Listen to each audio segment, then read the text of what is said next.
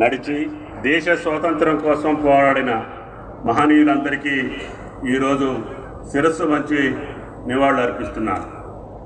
వారి ఆశయాలను స్ఫూర్తిగా తీసుకొని దేశ అభివృద్ధిలో మనమంతా భాగస్వాములవుదామని ప్రతిజ్ఞ చేస్తూ దేశ ప్రజలందరికీ 80వ భారత స్వాతంత్ర దినోత్సవ హృదయపూర్వక శుభాకాంక్షలు తెలియజేస్తున్నాను. నా తెలంగాణ కోటి రత్నాల వీణ అని మహాకవి దాశరథి అభివర్ణించిన మన తెలంగాణ గౌరవ ముఖ్యమంత్రి శ్రీ రేవంత్ రెడ్డి గారి నాయకత్వంలోని ప్రజాప్రభుత్వంలో అభివృద్ధి సంక్షేమానికి సమప్రాధాన్యత ఇస్తూ ముందుకు సాగుతోంది.